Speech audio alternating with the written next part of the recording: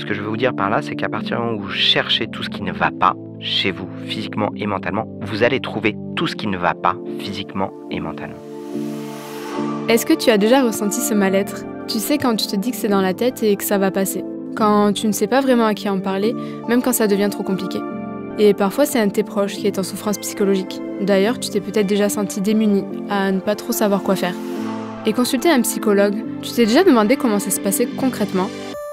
Toutes les 2 semaines, je reçois des personnalités, des experts et des anonymes pour plonger ensemble dans des discussions intimes et simples autour de la santé mentale. Une série où chacun pourra trouver un écho à son propre parcours. Parce que la santé mentale, c'est aussi important que la santé physique. Je suis Vicky et tu écoutes Cavan, le podcast lancé par Santé Psy Étudiant, un dispositif du ministère de l'Enseignement supérieur et de la Recherche.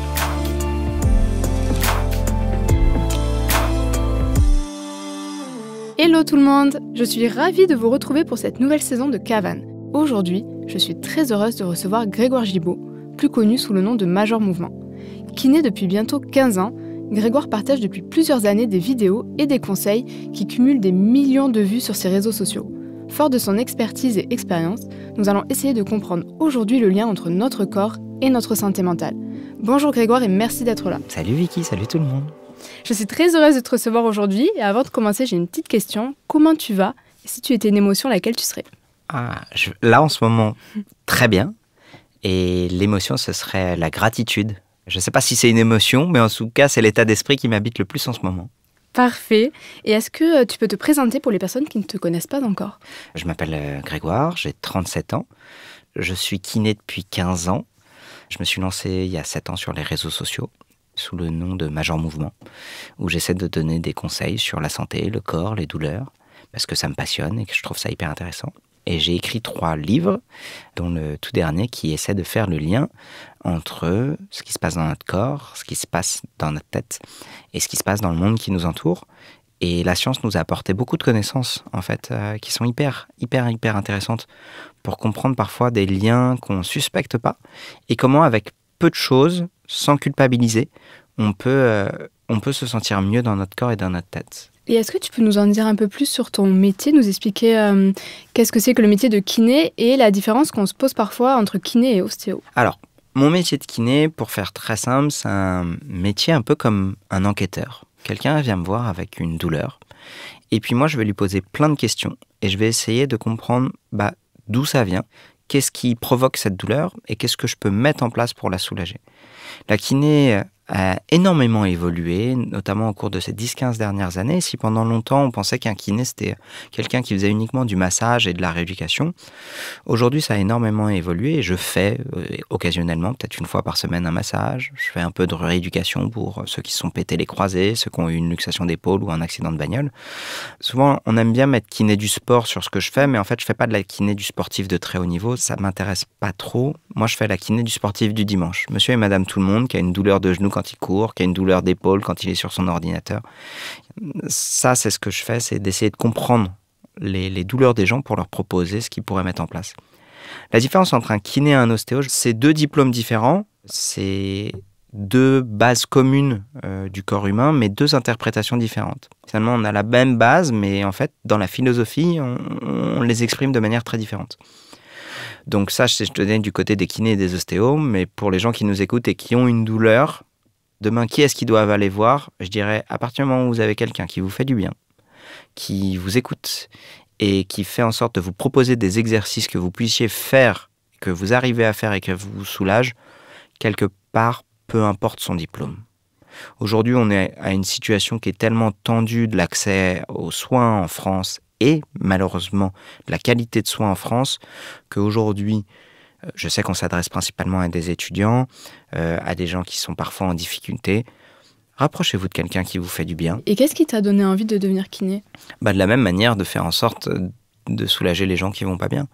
J'ai une histoire personnelle, mais qu'on va pas forcément évoquer là, où mon père avait des grosses problématiques de santé. Et donc, je pense que ça m'a forgé dans l'idée de comprendre le corps et d'essayer d'aider les gens un maximum. Et c'est encore un moteur qui est très fort pour moi aujourd'hui. Et aujourd'hui, tu es énormément suivi sur les réseaux sociaux. Qu'est-ce qui a fait que tu as souhaité t'y lancer plutôt que d'avoir juste ton cabinet et d'exercer En fait, comme je te l'ai dit, la kiné a beaucoup évolué. Moi, mon métier me passionne et donc j'ai été peut-être un des premiers à suivre ce tournant de la kiné. Le gros changement de la kiné, je vais la faire très simple, mais c'est grâce aux neurosciences. En gros, pour faire très simple, où pendant longtemps on pensait qu'un genou était douloureux parce qu'il avait de l'arthrose, jusqu'à ce qu'on passe des images à des gens qui n'avaient pas de douleur et on s'est rendu compte que, tiens, dis donc, eux aussi ont de l'arthrose. Et à l'inverse, on s'est rendu compte qu'il y avait des gens qui n'avaient pas d'arthrose et qui avaient aussi des douleurs. Donc on a commencé à se dire, tiens, c'est drôle, juste une image du corps n'explique pas l'absence ou la présence de douleur. On a besoin d'aller plus loin et on a commencé à se pencher notamment sur ce qui se passe dans le cerveau et ce qui en arrive à mon discours aujourd'hui, qui est de dire, je ne peux pas vous dire à tout le monde, faites tel exercice, c'est bon pour tout le monde. J'ai plutôt besoin de dire, racontez-moi votre vie, racontez-moi d'où vous venez et ensemble on va comprendre ce que je peux vous proposer.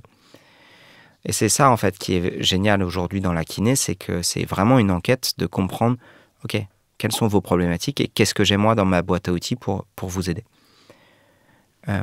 Et donc ça je le savais et je voyais que j'avais encore beaucoup de patients qui venaient me voir avec un peu une vision un peu ancienne de la santé. On m'a dit qu'il fallait que je fasse ça, je l'ai fait, ça marche pas, du coup c'est forcément grave ce que j'ai.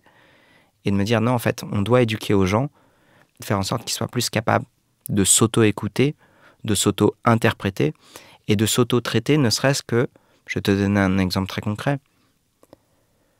Beaucoup de gens, on va partir sur une douleur de genou, me disent à chaque fois que je vais courir, j'ai mal au genou. Ok. Vous courez combien de temps? Je vais courir 7 km et j'ai mal au genou. Très bien, la douleur elle est où? Sur le côté du genou. Ok, très bien. Vous arrivez à identifier ce qui crée la douleur et la seule solution qu'on vous a proposée, c'est d'arrêter. Il y a le côté de on a identifié ce qui fait mal et la réponse est arrêter. Moi, ce que je dis, c'est non, si on regarde plus loin, la course à pied, ça vous plaît? Ah ouais, ça me plaît, je me fais des potes, ça me fait du bien à la tête. Ok, très bien. Si vous avez identifié qu'au bout de 7 km, vous avez mal, venez, on va regarder ce que ça donne quand on court 6 km. C'est tout bête comme conseil. Moi, je pourrais passer 1h30 pour l'expliquer sur la quantification du stress mécanique, sur un syndrome de l'essuie-glace et ainsi de suite. Quelque part, ce serait passionnant. Mais juste donner un conseil aux gens pour faire en sorte d'adapter entre ce qu'ils ressentent et ce dont ils ont besoin, parfois, c'est des vrais changements de trajectoire de vie. Et sur la santé physique, le lien avec la santé mentale, il est extrêmement étroit. Ça, on l'a compris grâce aux neurosciences. Et d'enlever des stratégies de mouvement, que ce soit la course à pied, la musculation, la méditation ou le yoga, qui fait du bien aux gens et de leur enlever juste à cause d'une douleur, c'est un peu dommage. Et donc en fait, moi c'est ça mon vrai cheval de bataille, c'est que je me suis dit, il faut informer les gens de manière massive du lien entre le corps et l'esprit et comment est-ce que les deux communiquent en permanence.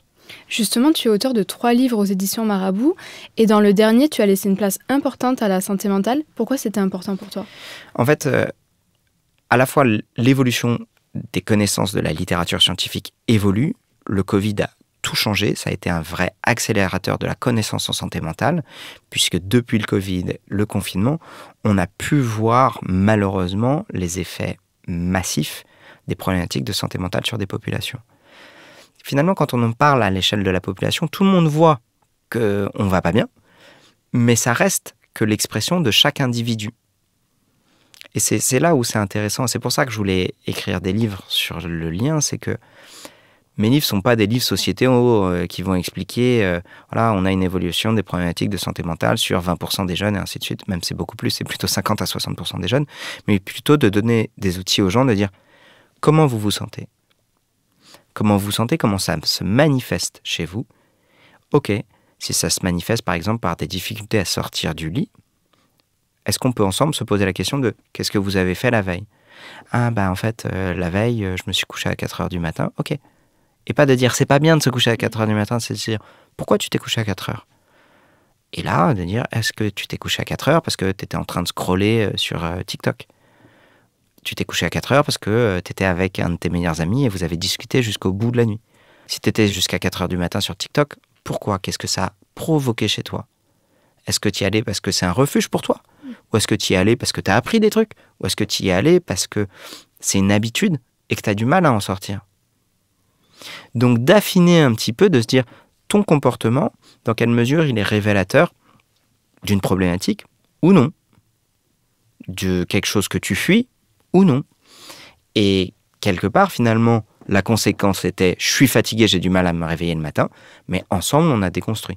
Ça, sur les habitudes de vie, mais pareil sur le sport ou sur les habitudes sociales. Et est-ce que toi, ta notoriété sur les réseaux, parfois, elle a pesé sur ta santé mentale? Oui, bien sûr. J'en ai parlé, j'en ai fait une vidéo YouTube là-dessus. C'est quelque chose où j'en parle de temps en temps pour que les gens sachent qui est Grégoire, mais quelque part, c'est pas mon objectif. La porte d'entrée qui m'a quelque part obligé à m'intéresser sur la santé mentale, c'est que ma spécialité à moi, c'est le mal de dos et le mal de dos chronique.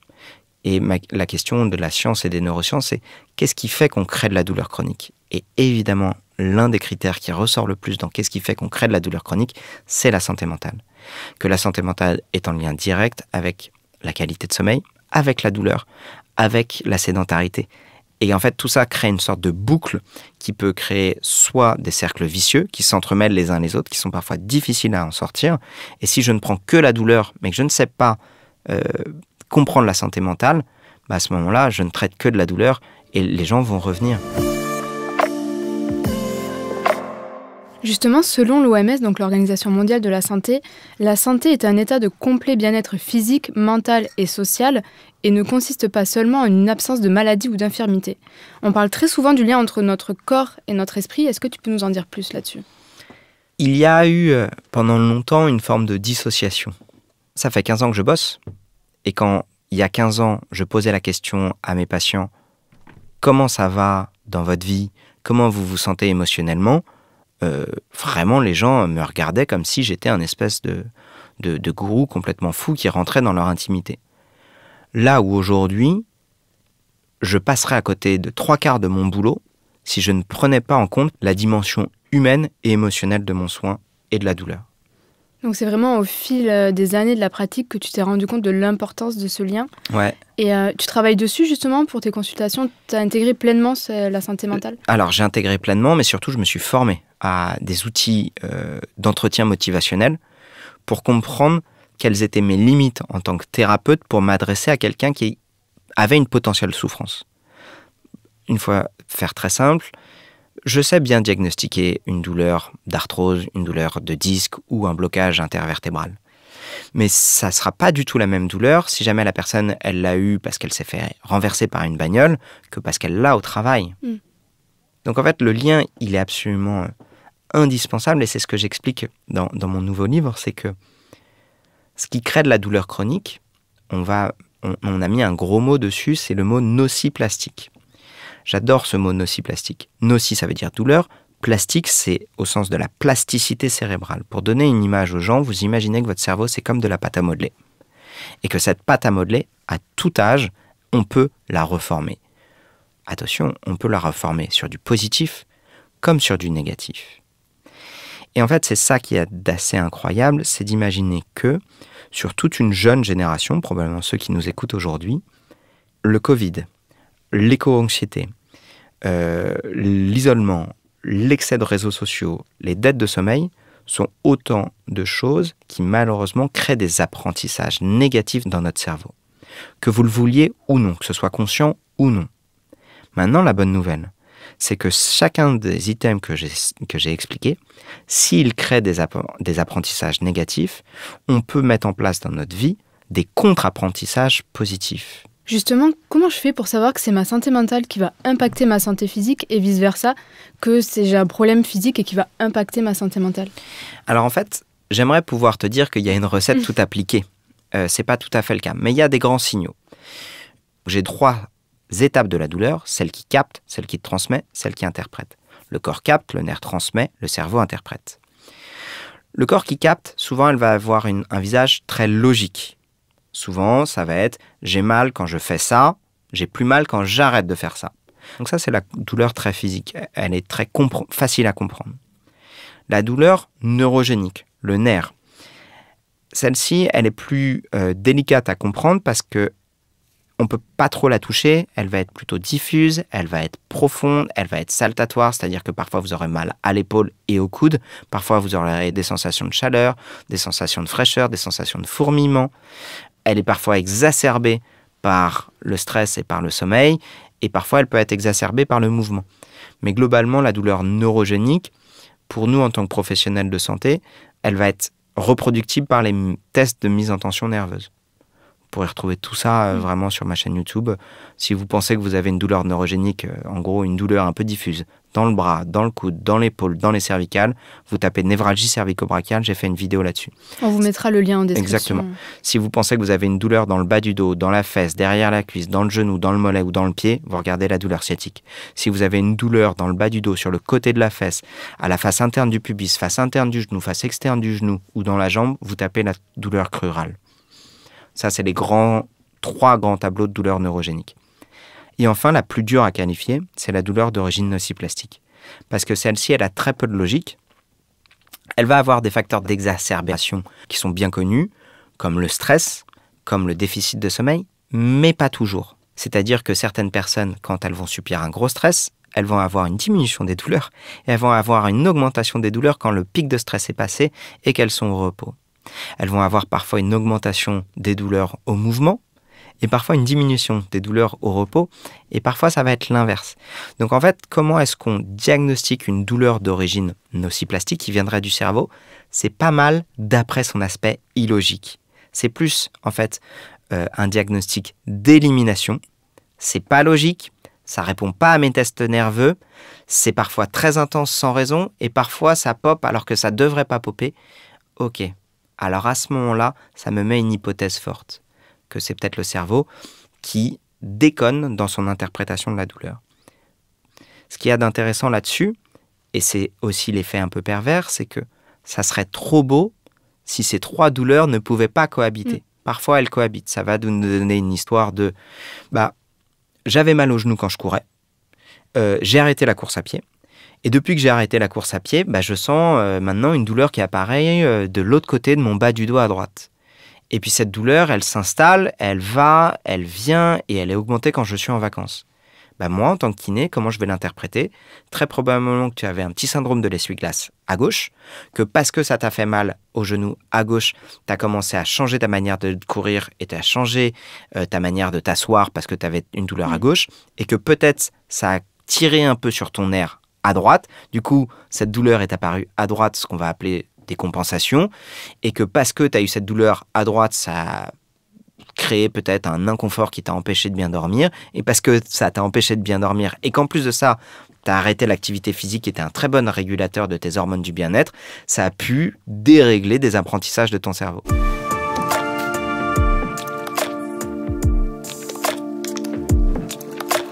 Est-ce que tu saurais expliquer pourquoi on nous encourage toujours à prendre soin de notre forme physique, mais beaucoup moins de notre santé mentale? En fait, pour revenir pour le coup un peu dans l'histoire de la médecine, on est le fruit de nos connaissances et on est le fruit des études scientifiques. Et à partir du moment où on a commencé à voir l'imagerie, on a pu voir que les gens, en effet, qui avaient un fémur pété, avaient mal à la jambe. Ok, c'est logique. Donc, on a fait un lien de cause à effet très étroit et pendant des années de se dire quand le corps est abîmé, ça crée de la douleur. Donc, on a eu un lien très logique. Il a fallu attendre 2015 pour commencer à passer des radios et des IRM à des gens qui n'avaient pas mal. Et c'est ça qui a tout changé. C'est que quand on a commencé à se rendre compte que des gens qui n'avaient pas mal, ils avaient eux aussi des désordres au niveau de l'imagerie, on s'est dit « Ah merde !» En fait, la douleur ne vient pas que d'un désordre physique. Elle peut avoir d'autres sources. On n'a aucun examen qui permet de savoir dans quelle mesure votre cerveau surinterprète ou interprète mal une douleur. Donc, tout ça pour dire que, pour répondre à ta question, d'un point de vue très purement scientifique, si on en parle moins, c'est probablement parce qu'on a moins de connaissances. Et c'est en train de changer. Donc on a, à mon sens, et peut-être que je peux me tromper, je ne suis pas sociologue, je suis vraiment un kiné pur et dur du terrain qui a la chance d'avoir une voix sur les réseaux sociaux, je constate qu'on a 2 gros trous dans la raquette. 1, une méconnaissance, et de 2, une explosion des problématiques de la santé mentale parce qu'on a pris un Covid dans la gueule au moment où, en plus de ça, on a beaucoup d'incertitudes sociétales et où on a une surutilisation des téléphones qui sont, pour le coup, là on a de manière linéaire et proportionnelle des critères de santé mentale qui sont liés à l'utilisation du téléphone. Plus vous utilisez votre téléphone, moins bien vous allez vous sentir. C'est proportionnel. Et est-ce qu'un état d'esprit positif va impacter ma forme physique et à l'inverse, si un état d'esprit très négatif peut aussi me faire me sentir moins bien dans mon corps, moins bien physiquement? Alors, j'aimerais pouvoir te dire que oui, c'est à la fois un peu plus simple et un peu plus complexe que ça. Pour faire très simple, il ne s'agit pas de se dire « je suis en forme mentalement, je suis en forme physiquement » pour être en forme mentalement et pour être en forme physiquement. Par contre, l'inverse est vrai. Si chaque matin vous vous dites « je suis vraiment fragile, je suis vraiment pas bien, et je suis pas bien physiquement et je suis pas bien mentalement », ça va créer des filtres négatifs qui va faire que vous allez être beaucoup plus sensible et physiquement et mentalement. Parce que notre cerveau, il est un peu bâtard, il est très fort pour analyser les risques, pour nous permettre de survivre. Pas tellement de vivre et d'être heureux, il nous permet de survivre. J'aime bien donner cet exemple, c'est là toi et moi, mais je vous invite aussi à le faire, on peut faire ce petit exercice ensemble. Vicky, autour de nous, ou vous qui nous écoutez, j'aimerais que vous regardiez tout autour de vous les objets. Ok ? Je vous laisse 5-10 secondes pour regarder tous les objets autour de vous. Très bien. Je vais vous poser la question, combien d'objets autour de vous étaient verts? Moi, j'en ai un. Un. Tu as un objet vert. Très bien, Vicky. Maintenant, est-ce que tu peux regarder tout autour de toi et regarder tous les objets qui sont verts ou verdâtres? Oui. Du coup, il y en a 3. Ok. Ce que je veux te montrer au travers de cette expérience, c'est qu'à partir du moment où tu commences à chercher quelque chose, tu vas trouver quelque chose. Que si on reste un peu dans le flou, tu vas juste être dans l'instant présent et observer ce que tu as observé. Ce que je veux vous dire par là, c'est qu'à partir du moment où vous cherchez tout ce qui ne va pas, chez vous, physiquement et mentalement, vous allez trouver tout ce qui ne va pas, physiquement et mentalement. L'inverse est vrai, mais marche moins bien. Parce que c'est pas indispensable à notre survie de chercher tout ce qui va bien dans notre vie.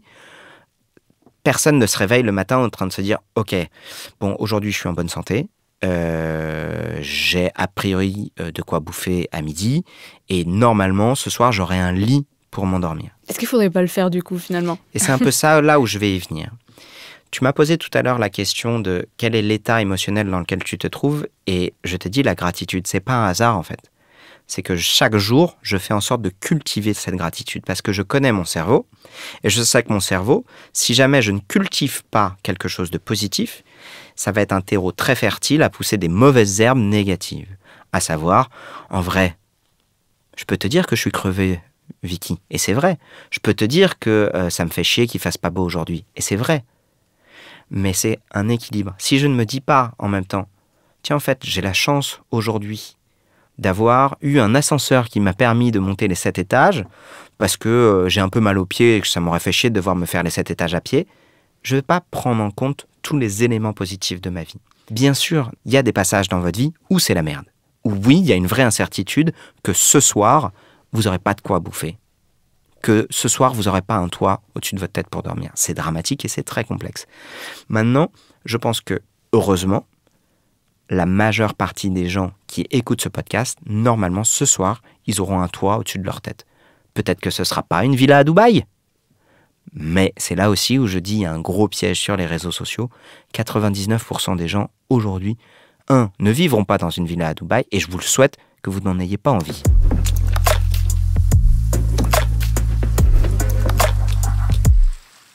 Timu Vornanen, professionnel de la médecine du sport et de l'exercice et aussi entrepreneur dans le domaine de la santé cérébrale, a déclaré « L'exercice est essentiellement un médicament pour l'esprit ». Est-ce que toi, tu es d'accord avec cette affirmation? Et est-ce que tu peux nous expliquer ce qui se passe dans notre corps quand on fait de l'exercice et pourquoi on se sent mieux du coup? Alors, je suis entièrement d'accord avec cette explication. Ce qui est génial, c'est que l'exercice n'est pas qu'un médicament pour notre esprit. Il est un médicament pour notre cœur, il est un médicament pour nos os, pour nos cartilages, pour notre libido et pour notre capacité à dormir. Mais en fait, dans notre cerveau, c'est un lieu chimique. Pour être heureux, on a des hormones du bonheur. Notre corps a besoin de mouvement et quand il bouge, il va sécréter notamment des endorphines, il va sécréter aussi de l'adrénaline, il va sécréter de la sérotonine.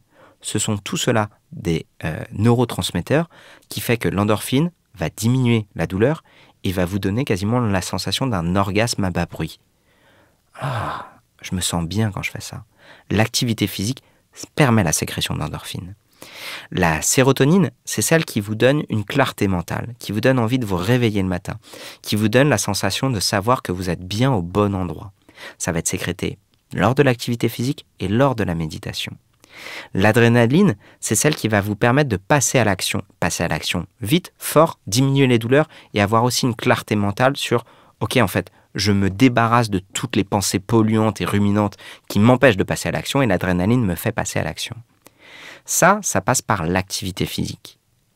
À l'inverse, l'absence de l'activité physique va laisser plus de place à une mauvaise régulation, notamment du cortisol, qui est une hormone du stress chronique. L'activité physique est aujourd'hui recommandée dans le traitement et dans la prévention de la dépression légère à modérée. Ça veut dire qu'il y a des personnes qui aujourd'hui sont en dépression, à qui on prescrit du sport pour s'en sortir. Et tout à l'heure, on parlait de l'impact des écrans, justement, et des réseaux sociaux. Quel est l'impact de la sédentarité sur notre santé mentale et du coup la sédentarité liée aux écrans? Puisque généralement, on va rester 3 heures sur son portable. Alors, la sédentarité, je vais te la faire très simple, c'est la 4e cause de mortalité au monde. Pourquoi? Parce qu'en fait, notre corps étant fait pour bouger, il s'autorégule quand il bouge. Et donc, il va stocker, stagner, le surplus d'énergie, il va pas bien circuler, il va être plus en proie à de la douleur et ainsi de suite. Là où c'est bâtard, c'est que on peut être addict à la sédentarité. Le mouvement, par essence, est inconfortable. C'est beaucoup plus dur de se lever de son canapé que de faire un squat au bout de 20 minutes de séance de sport. C'est vrai. Là, on est assis tous les deux, si je te demande « Ok, viens Vicky, on fait 10 squats », franchement, ton cerveau, c'est-à-dire franchement, il me fait chier, flemme. Parce qu'en fait, notre cerveau, il est feignant par essence même. Il est le reliquat d'une époque où toi et moi, on était dans un danger en permanent et où il cherchait de la bouffe chaque jour. Et donc, s'il avait la possibilité de s'économiser de la dépense énergétique, il va le faire. Donc, notre première réponse à la sédentarité, c'est d'entretenir la sédentarité. C'est donc beaucoup plus difficile de sortir de son canapé que, une fois que je suis déjà en mouvement, de continuer à bouger. Donc comment est-ce qu'on fait pour casser cette sédentarité? J'aime bien la remplacer par un système de récompense. Le système de récompense, c'est de se dire, tout à l'heure j'ai pris l'exemple de « Ah, je suis bien content qu'il y ait un ascenseur pour monter les 7 étages », c'est que je vais programmer mon cerveau, si jamais j'ai une difficulté physique, à me dire « Génial, je vais pouvoir mettre des pièces dans mon compteur non sédentaire. Tout ce que je bouge aujourd'hui, c'est ce qui sera facile pour moi de bouger demain. » Plus je bouge, plus c'est facile de bouger. Moins je bouge, plus c'est difficile de bouger. Et donc, je fonctionne avec un système de récompense, auto-récompense de j'ai bougé, je me sens mieux, et je me concentre sur dans quel état émotionnel je serai après avoir bougé, beaucoup plus que sur l'état émotionnel qu'avant avoir bougé. Je sais que c'est très dur pour moi là de me lever pour faire 10 squats. C'est normal, mon corps n'en a pas envie. Par contre, quand j'aurai fait les 10 squats, je sais qu'après, globalement, je serai bien. Donc, avant de bouger, je me dis comment je vais me sentir après. Maintenant, c'est plus facile de faire ça quand j'ai pas de divertissement autour de moi.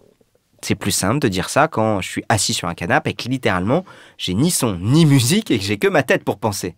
Je m'emmerde. Et donc comme je m'emmerde, le mouvement est un très bon moyen de freiner cet emmerdement. Malheureusement, aujourd'hui, quand est-ce que c'est la dernière fois que tu as passé 5 minutes dans ton canapé à faire rien? Ouais, j'ai toujours l'écran, le portable à dispo. T'es pas la seule, c'est pareil pour tout le monde, et moi le premier. En fait, aujourd'hui, notre téléphone est d'une attractivité pour notre cerveau qui va faire que dès qu'il y a un temps mort, on a appris à notre cerveau à combler ce temps mort par un shoot de dopamine. Je regarde mon téléphone, et les notifications, juste le fait qu'il y ait une activité, un stimuli visuel, auditif, va combler temporairement un shoot de dopamine. Et ben, mon cerveau, il préfère avoir de la dopamine que de rien du tout. Et donc, en fait, c'est comme ça qu'on a des phénomènes addictifs à nos écrans. Et c'est vrai qu'on dit souvent qu'aujourd'hui, on a oublié de s'ennuyer. On prend plus le temps de s'ennuyer, alors que c'est important au final. Mais, et en même temps, je comprends que pour notre cerveau et pour l'instant présent, entre rien du tout et un truc qui nous stimule, en fait, notre cerveau, il va 1000 fois préférer aller vers quelque chose qui nous stimule. Et c'est là où c'est dramatique, c'est que l'exposition jeune, très jeunes à des écrans crée des circuits d'apprentissage pro-stimulatoires. C'est beaucoup plus simple pour moi aujourd'hui, 37 ans, de me faire une détox digitale que pour quelqu'un de 21 ans en fait. Et oui, ils sont nés avec... Ils sont nés avec. Quelqu'un qui est addict à la clope, quand il est habitué à prendre sa clope avec le café, si je lui donne un café et que je lui dis non, t'as pas de clope, comment il va se sentir? Frustrés. Frustré. Très frustrés. Très frustré. Donc posez-vous cette question en fait. Si vous n'êtes pas capable de passer 5 minutes sans votre téléphone, et que ce que vous ressentez, c'est de l'ennui ou de la frustration, c'est qu'on a un problème d'addiction à ça. Je pense qu'on doit être beaucoup à se dire... Et très nombreux. Et le Covid a renforcé ça. Quand ils pensent, on a tous pris pleine gueule, vous devez rester chez vous. Vous pouvez juste continuer à travailler. Génial! On a tous les outils digitaux pour nous permettre de continuer à travailler. La rupture entre le travail, que ce soit que vous ayez un job ou que vous ayez été étudiant à ce moment-là, était vous êtes chez vous, vous pouvez tout faire en restant chez vous. Et c'est pour ça qu'aujourd'hui, ça a créé des syndromes de personnes qui ont du mal et qui ressentent de l'anxiété à sortir de chez eux. Un confort tel à rester chez eux que c'est compliqué d'en sortir.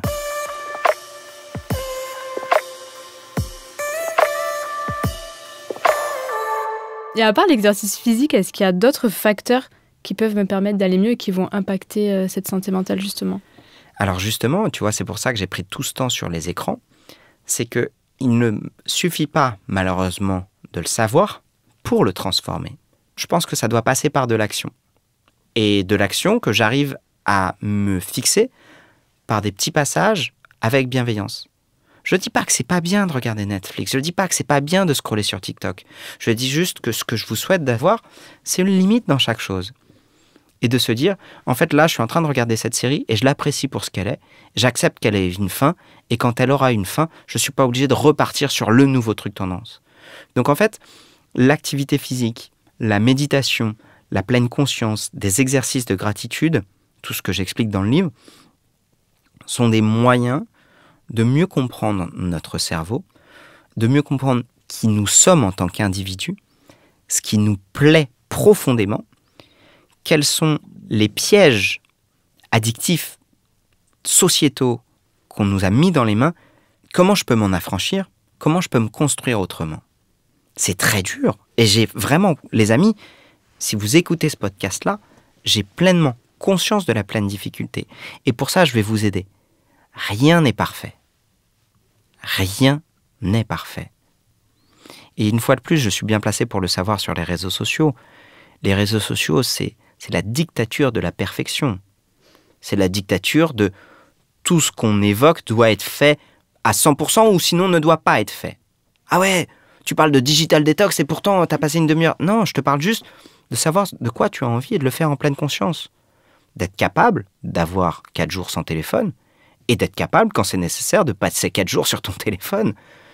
Mais juste de se rendre compte de quoi as-tu besoin. Pourquoi aujourd'hui les liens sociaux, c'est important pour notre bien-être? Alors, c'est pas aujourd'hui, ça a toujours été le cas. On s'est rendu compte que l'ocytocine, l'hormone de l'amour, était sécrétée par l'enfant et par la mère lors de la phase de l'allaitement. Et l'ocytocine, on s'est rendu compte qu'elle était sécrétée par les gens qui étaient proches de leurs proches et aussi qui faisaient des câlins et qui étaient amoureux et ainsi de suite. Ok, on a compris que c'est un peu l'hormone de l'amour. On s'est rendu compte aussi que l'ocytocine était sécrétée lors des phases de stress. Étonnant. L'explication, elle serait la suivante, c'est qu'en fait, face à une situation de stress, l'humain seul ne peut pas se sortir d'une situation seul et qu'il a besoin des autres pour mieux s'en sortir. Et donc en fait, on sécréterait de l'ocytocine face à nos moments de stress pour nous pousser à aller vers les autres. On peut avoir cette interprétation dans plein de visages.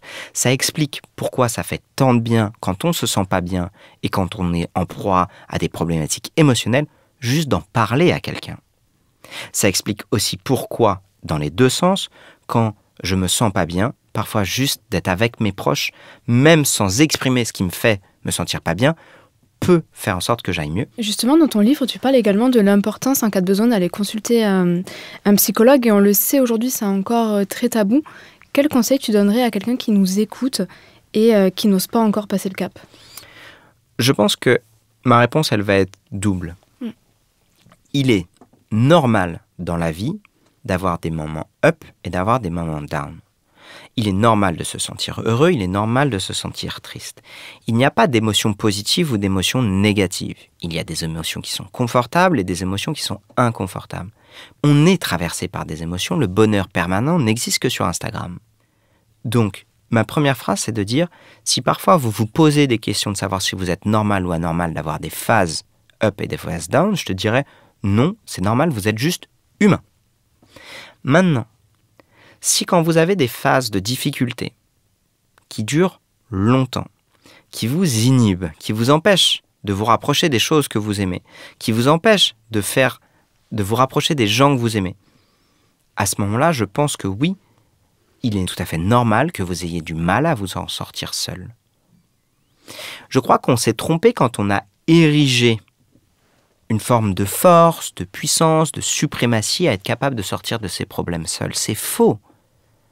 Les gens s'imaginent à quel point parfois ça peut être sale et dégueu ce que vous avez en vous, mais une fois de plus, le psy ne vous jugera jamais. Vous voyez ce moment où l'évier il est un peu bouché et vous êtes obligé d'aller mettre les mains dedans pour enlever cet aspect de cheveux, de gras qui pue. Personne n'aime faire ça. Personne n'aime faire ça. Je pense que d'aller chez un psy et de vider ça, votre bagage émotionnel dégueulasse, ça ressemble à ça. Et vous allez le sortir de vous. Vous allez avoir honte, vous allez être triste, vous allez vous sentir ultra vulnérable. Et en face de vous, vous aurez quelqu'un qui dit « Ok, et qu'est-ce que vous ressentez maintenant que vous l'avez enlevé ?» Je me sens plus léger, putain. Je suis content d'avoir vu qu'en fait, je me trimballais cette noirceur depuis des années. Certes, une partie venait de moi, mais une partie venait de mes parents. Ils n'ont pas fait exprès. Une partie venait de ce trauma. Et j'avais pas le bagage pour l'encaisser et me reconstruire. Mais maintenant que je l'ai enlevé, ah putain, ça fait du bien, je me sens plus léger.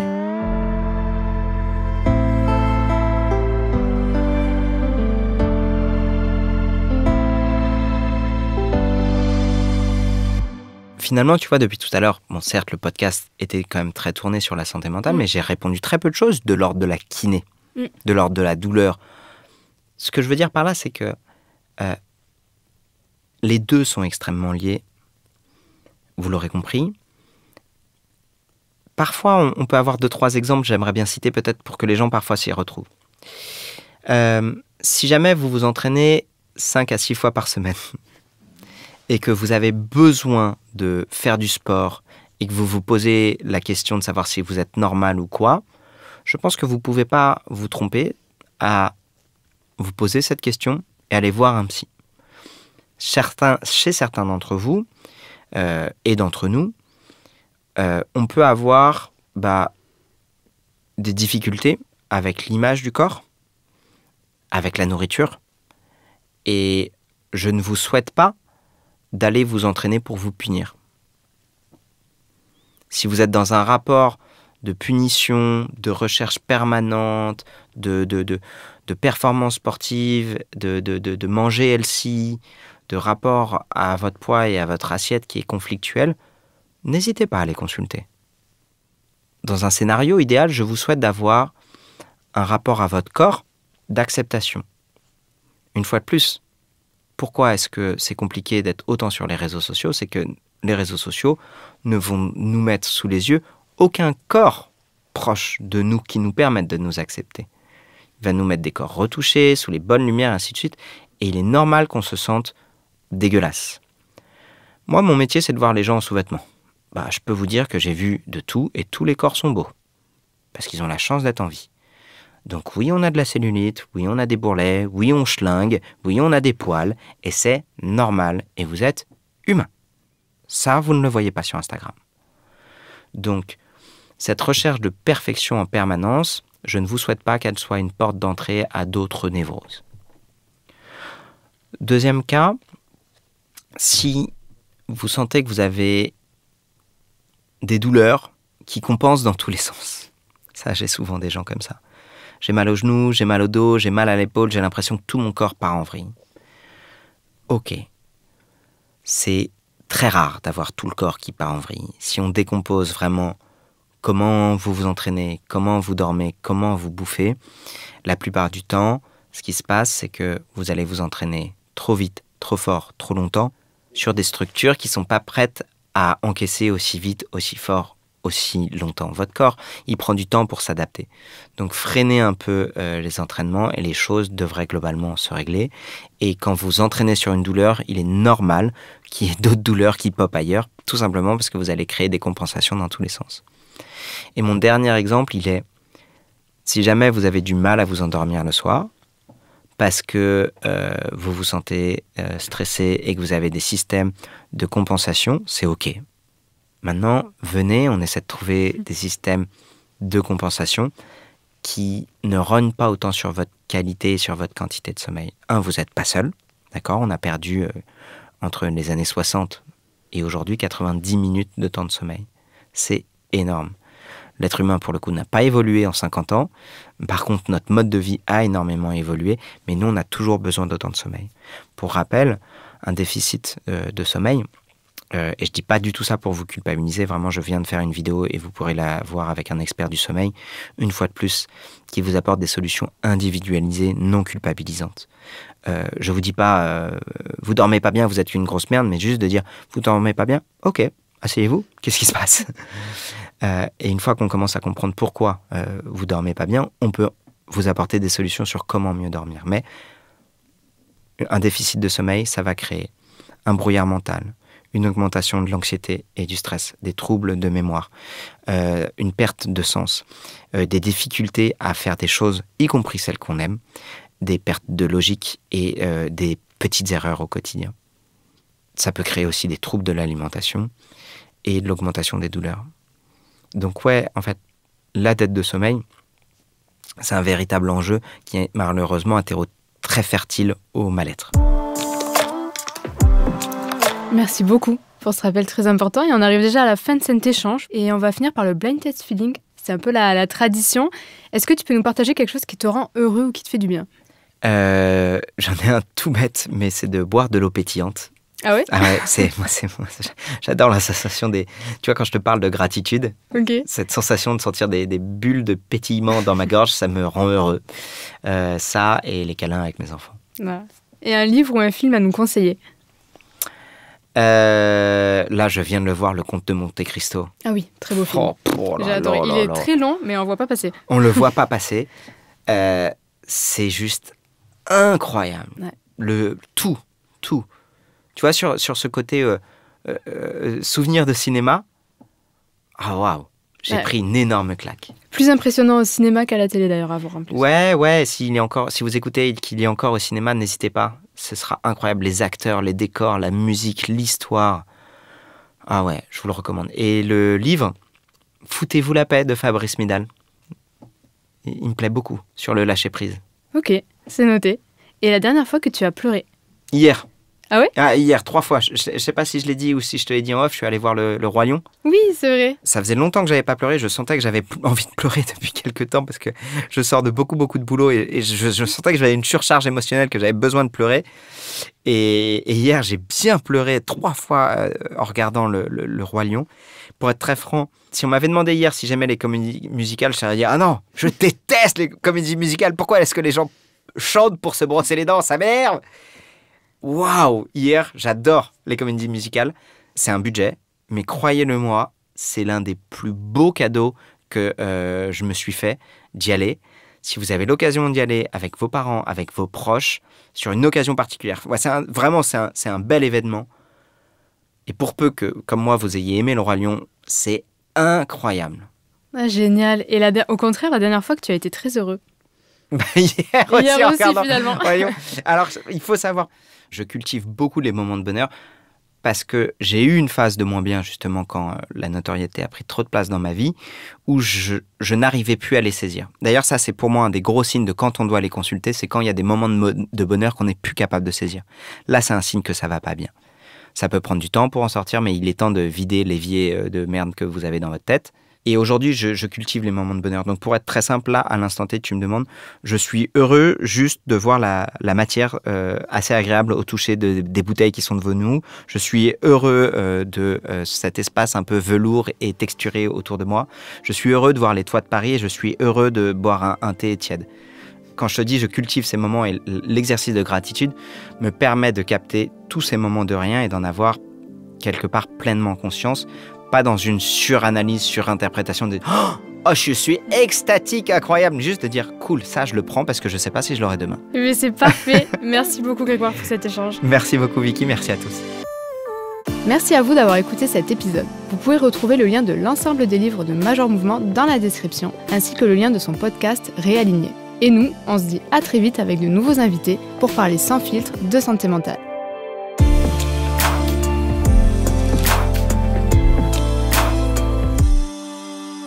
Ce podcast est une création Santé Psy étudiant, un dispositif du ministère de l'Enseignement supérieur et de la Recherche. Production par l'Acme Productions, écriture et animation Vicky H, composition originale Léo Westphal, réalisation Simon Zrak.